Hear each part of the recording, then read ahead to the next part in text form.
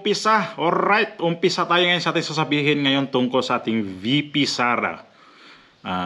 Pagkasabi niyan, VP is Vice President Sara Duterte sa Pilipinas. No? Ito yung opinion ko kung bakit sobra ngayon ang kanyang naranasan sa pagkatao niya, lalo dyan sa Kongreso. Kasi ako talaga, gigil na gigil ako dyan sa mga congressman niya na sobra talagang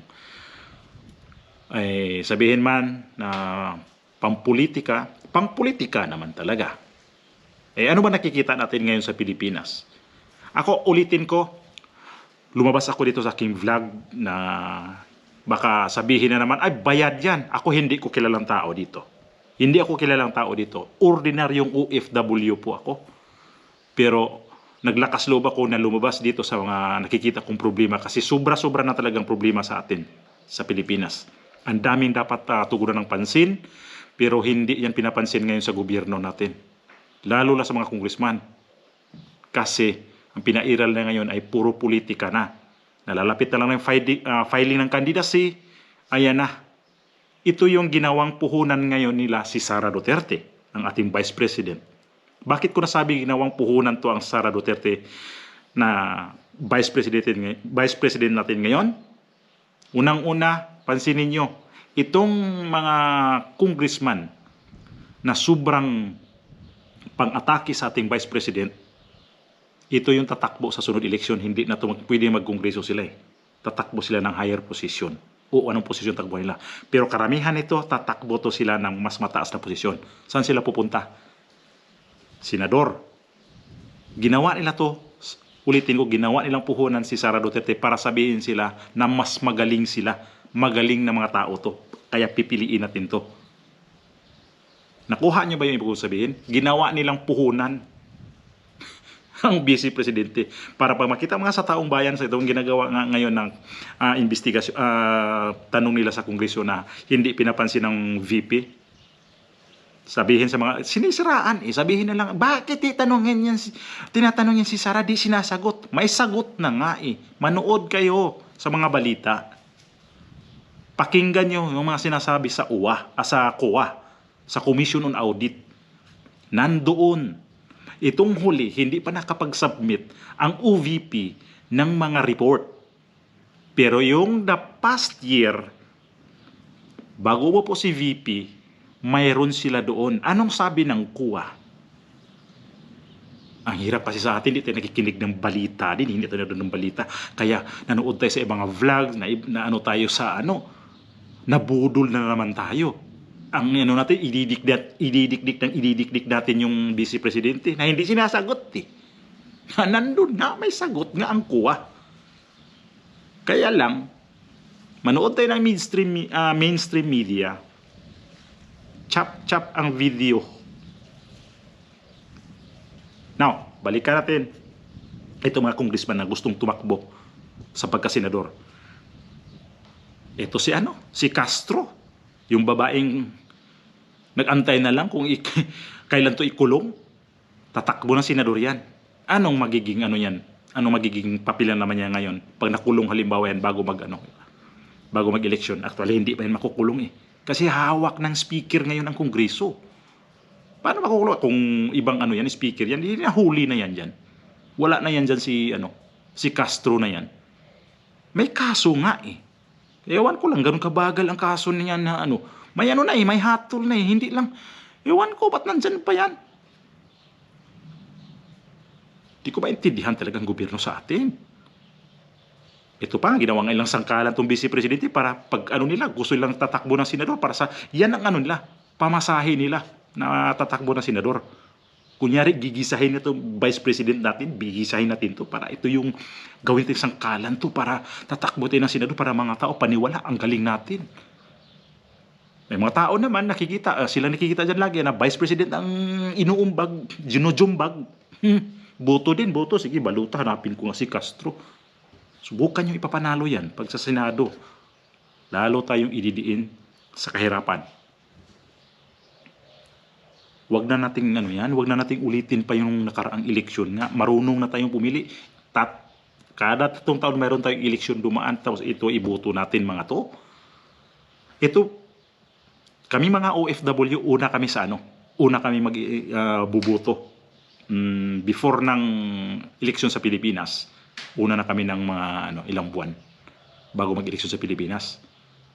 Itong itong mga apelyido na to, tinatandaan ko na kung hindi ko to ilalagay sa aking pipiliin na mga kandidato. Although, ang nandyan ang pipiliin ko. Mayroon na ako napipili. Pero itong mga Castro na to, kung sino man yan dyan na ngayon, na sobrang pasikat sa Kongreso. Panahon nyo pa ngayon. Ang mga presidente, sabi nga, come and go yan. Hindi yan permanente dyan. Huwag kayong dyan na permanente rin kayo dyan. Kimbo, huwag kang magpakampante dyan, day. Kasi, nako, may balik din yan. May mga luho ka, hindi pa yan sumingaw. Baka sa sunod mga taon, baka sisingaw yan, day. Yung mga luho mo, mga koleksyon. Ang mga kongreso ngayon yan, hindi nga iimbestigahan dyan. Gumawa kayo ng dyan, saan yung sinong committee dyan. Nag-imbestigahan niyo yung kimbo na yan. Kimburek na yan. Ngayon, ginawa niyo yung sangkalan tong VP natin. Paano? Wala na kayo ibang gawing sangkalan, mga Duterte? Balikan yung mga Duterte para sabihin nyo na lumalaban kayo mga Duterte? Si Duterte dati walang pira yan. Bakit di kayo lumaban dati? Di naman kontrolado niya ang Kongreso Kung kontrolado ba ni President Digong dati ang Kongreso?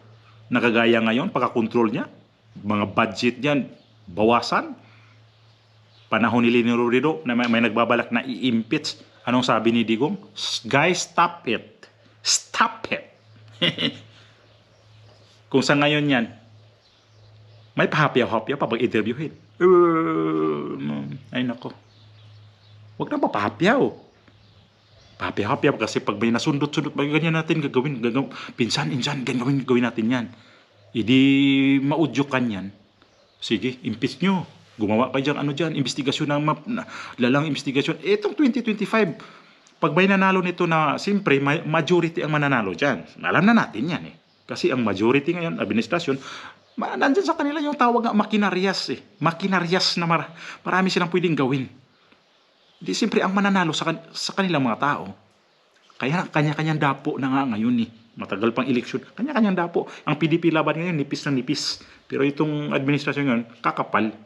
Kakapal din ang bulsa. Kakapal ang tao dahil nandyan sa posisyon Normal yan kasi, sinabi ko na ngayon, ang politiko sa atin, nako, dapo ng dapo yan. Kung sinong malakas, sige doon yan. Walang panindigan mga politiko sa atin, mga congressman.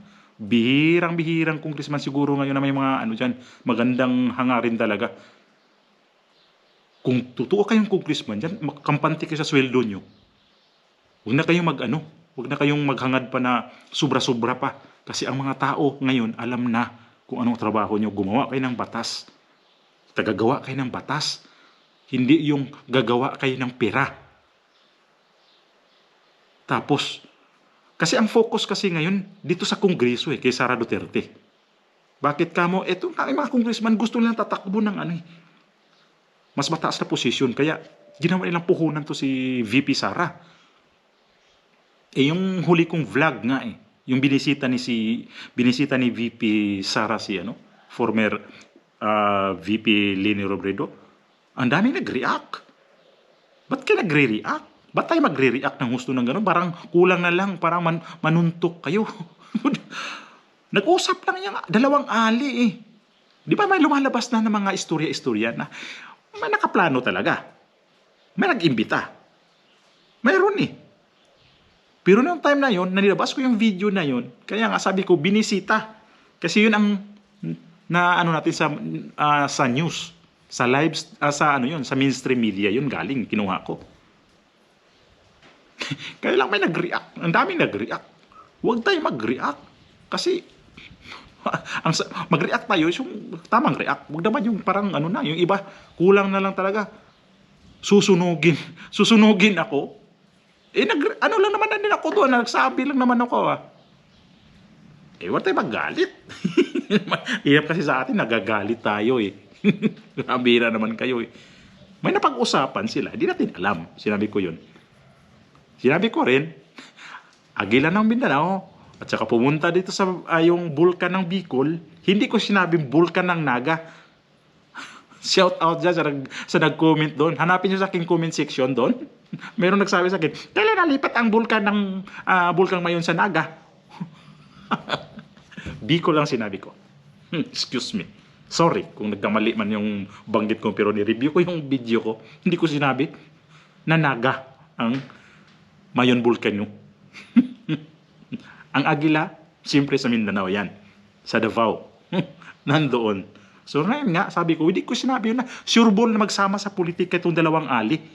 Malinaw naman doon sa sinabi ko sa isa kong video, sa isa kong vlog, na hindi ko sinabi na magsama ang dalawang ali. Si Mindanao at si Bicol Region. Pakinggan nyo ha. Si Mindanao or sa Davao o si Naga. Hindi ko sinabi doon na magsama to sila sa politika. Sinabi nga naman doon, wala silang pinag-usapan na tungkol sa politika. So, ang akin lang nito, opinion lang din, imposible naman wala silang napag-usapan talaga sa politika kasi silang dalawa puro politician, puro abogada, dalawang abogada sila, parehas. Dalawang babae. Alam nga naman, nag-uusap sila ng mga tungkol sa syuta-syuta nila, mga uyab-uyab nila. Posible naman yun. Eh, alam na naman natin sa politika sila. Nandyan silang buhay na ngayon sa politika. Di, siyempre, mayroong mga politika doon, mga kunti-kunting politika. Hindi lang lahat kasi sandali lang naman si VP Sara doon. Hindi naman natulog sa bahay nila. Mag-chismis tayo, marites tayo dito ngayon. Ang marites nila doon, iba yung pinagmarites nila. Wala ko sinabi doon na magsama sila sa politika. Ha? Klaro lang po. Hindi ko sinabi yun na magsama na sila sa politika. So, siguro, mga bagay-bagay na mga iba-iba dyan. Hindi naman natin masabi din yan kung ano talaga. So, out na tayo doon sa mga usapan natin. So, yung mga ibang nagko-comment dyan, bantayan nyo naman yung mga sinasabi sa nagsasalita kasi wag naman yung bas kayo ng bas. Bashing kayo ng bashing, wala naman nakuha sa bas nyo. Ito nga ha, linawin ko ulit. VP Sara, no? VP Sara, tandaan nyo. Pwede nyo kunin itong clip na to. Hindi ko to siya binoto noong 2022. Hindi namin to binoto sa pamilya ko noong 2022 dahil nagpunta ako sa kabila kay Isko Moreno. Nakuha nyo? Isko Willie Ong ako. Doc Willie Ong kami dito sa aking pamilya. Doon po kami pumoto. Ni Lini Robredo, hindi ako bumoto. Doon kami kay Isko. So, ibig sabihin, tumayo ako ngayon kay Sara Duterte dahil sa mga congressman na hindi na talaga maganda tingnan. Nakakadiri na. Ito mga congressman siguro akala nila tuwang-tuwa ang mga tao na nanood sa kanila. Ang daming nandidiri sa inyor. Mga Mr. Speaker, Ma'am Speaker, Your Honor. Ang daming nandidiri sa inyo dyan. Busog na busog yung bulsa nyo samantala ang mga Pilipino gutom. Yung Coast Guard na nilagay sa ating pamahalaan doon sa West Philippine Sea, ano nangyari? Kumakain ng lugaw, ma-attempt nyo yun? Kung totoo kayo mga Pilipino, totoo kayo mga politician, yun ang asikasuhin natin. Kung may maano lang ako dito, may tulong lang ako sa mga yun, kayang wala pa eh. Kung may maitulong lang ako, magbigay ko ng tulong. Eh, sinong tumulong sa kay Presidente na imbitahin ang Duran-Duran? Nag-birthday siya. Napaka-class na birthday. Imported na banda na Duran-Duran. Tapos may nag-comment sa akin doon. Yun ang sinagot ko. Tingnan mo yung paligid mo kung ilang Pilipino nagugutom. Ang Pilipino, ang daming gutom. Mag-apply ka ng trabaho, ang daming mga requirements na kailanganin, hindi yan napansin sa mga politiko, congressman. Kung wala, hindi ka maganda, hindi ka gwapa, wala kang placing personality, hindi ka matanggap sa trabaho dyan sa Pilipinas. Yan ang totoong istorya. Kasi naghanap sila ng magaganda. High school graduate, pinakababang grado. So ngayon, ito mga congressman na to, na gustong tumakbo ng senador, doon na naman kayo maghasik ng lagim sa Senado. Naghasik na nga kayo ng lagim dyan sa Kongreso. Doon na naman kayo sa Senado maghasik. Kung manalo kayo, so shout out mga Filipino, mamamayang Pilipino. Tandaan natin yung mga Filipino, mga congressman na yon. na sinong sobrang nagpapahirap sa ating Vice Presidente. Kaya ako naglumabas nito sa aking video, hindi ako binayaran dahil di nga ako kilala. Kilala ba ako? Kasi pagka may nagva-vlog tungkol dito sa mga ganito-ganito, sabi niya, ay bayad yan, sinusulduan yan. Ako hindi ko binabayaran, ha? Isa akong hamak na OFW. Nandito ko sa ibang lugar. Pero nakikita ko araw-araw ang balita sa atin na sobrang politika, sobrang dumi ang politika. Kung nag-gets natin yung mga hindi ako dito na lumabas ako dito para magpasikat sa inyo. Lumabas ako dito dahil tatayuan ko tong aking nilalabasan ngayon. Kung saan tayo. Gusto ko yung tama naman. Tayo bang mga Filipino, galing tayo kay Presidente Duterte, dinisiplina yung mga karamihan sa atin. Ayaw natin madisiplina. Ayaw natin yung panggobyernong nasa tamang landas. Gusto natin yung pag-interviewin ang ating pinuno ng gobyerno, lumilihis ang tiyagot na insulto sa media sa Australia. Dahil ang ibang tanong, tinawanan niya. May nakapanood sigurado sa inyo. Yun sa time na yun. Although hindi pa ako nag-umpisa ng ganito. Kasi hindi ko pa yun pinapansin. Pero ngayon, napapansin ko na maghanap ako ng clip na ganun. Ilabas ko yun. Sobrang insulto sa atin. Reporter ng Australia, babae, in-interview siya. Sabi nga kung akong spokesperson doon, sabi daw ni Rocky, hindi ko siya pa-interview doon. Kasi alam niyo mga media, lalo sa mga international media, didikdikin ka rin, didikdikin mo. Panahon dati sa martial law, ang pinag-usapan niya noon. Ano mo ang sagot niya? Anong sabi ng reporter? Ano nakakatawa sa tanong ko sa'yo? Yung mukha niya biglang, o nga pala, hindi pala to media ng Pilipinas na binabayaran ko to. May alawan sa gobyerno to. Pahiya. Pahiya ang presidente natin, pahiya natin mga Pilipino.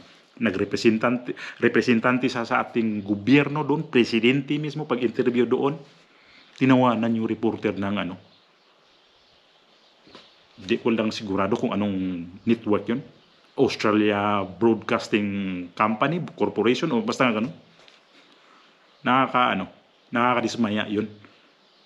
Kailangan pa ba i-guide? O Mr. ganito. Kailangan, Your Honor, ganito gagawin natin. Ang ating Vice President ngayon, kawawa. Nandyan, hinaharap niya. Pero alam nyo, napakatapang. Hindi nga nagpakipag-usap sa tatay niya kasi ayaw niya ma-stress yung tatay niya kasi may edad na. Yung asawa niya, saan niya iniwan sa bahay nila. Magluto ko na lang niyang hapunan dyan. Akong haharap dito sa mga to. Hinaharap niya yung mga congressman doon. Pang-iinsulto. O sige. Yan ang ginawa. Paglabas siya, ambush interview. Wala nagawa yung mga si Congressman Joel Chua. Yun yung nagano sa kanya Parehas lang yan. Witness at saka pa yung parehas. Congressman Chua. Joel Chua, abogada yung nakaharap mo at saka vice presidente yan. Marunong rin kayong rumispito. Mga congressman nga sa nako, wala nang respeto. Itong 2025 halimbawa, pagka sinong dyan, panibago naman ang strategy yan kasi siyempre nalalapit na naman yung 2028. Iyan ang matinding abangan natin. Kasi strategy yan mag-iba. Sigurado tayo dyan. Ako mismo.